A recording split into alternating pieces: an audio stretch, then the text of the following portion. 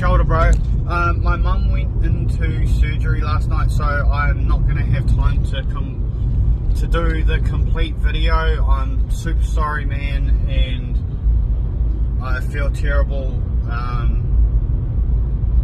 But yeah, so with the SG ball, the big thing for me to see is Ben Penny.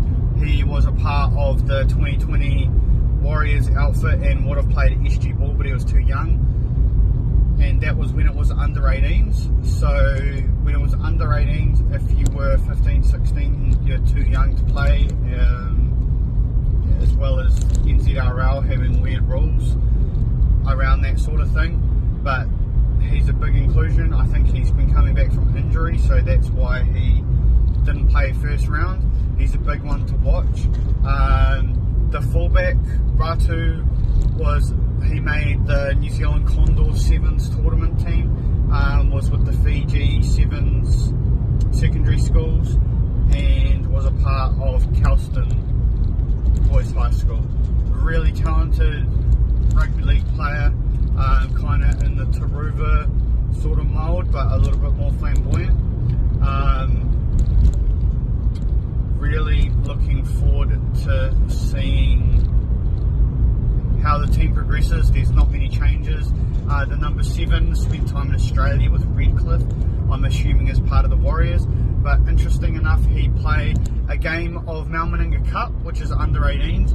He then played some Hastings Deering Colts. He played 3 games for Redcliffe before playing a game for the Western Clydesdales. Now, I don't know if that leans towards the strain of relationship between Redcliffe and the Clydesdales, Redcliffe and the Warriors, because, you know, as we saw once Redcliffe were established that they were coming into the NRL, you saw less and less Warriors getting an opportunity with Redcliffe. And if you retrospectively look at it, the players who got game time, the most game time with Redcliffe's Cup side, are players who are actually now with Redcliffe. You know, your C22s and Otacolas, all of that sort of thing. Obviously, that's not everyone. That's just a small thing to look at. With the NRL team, I am really interested to see how the spine goes. The way I see it, this is kind of the spine of the future. If you look at Freddie Lussick, Tamaire Martin, Luke Metcalf and Tane at fullback, really young, still developing, but have loads and loads of potential. I will be interested to see how Metcalf and Tamaire combine. I kind of saw Tamaire more as a wide running 6 fullback, kind of in the Dylan Brown mould, where with him being named at 7, it kind of tells me that they're looking at Tamaire to be the next.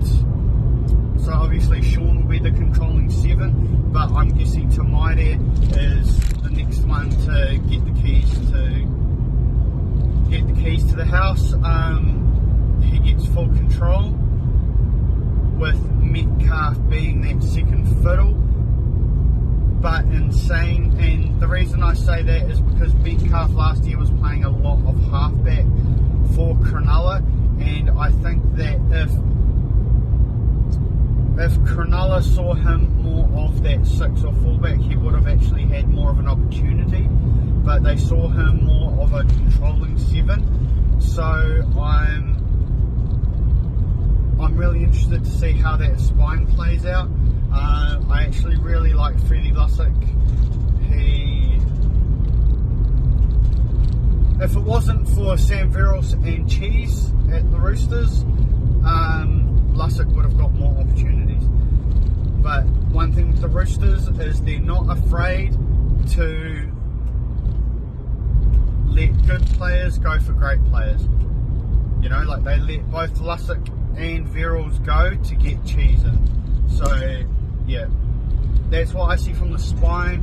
Also really interested to see how the reserve grade, the development players go. So there's one starting in the second row and a couple coming off the bench who haven't had shitloads of footy over the last 2 years because of COVID and because of how that relationship kind of soured between Redcliffe and the Warriors. They should have seen a lot more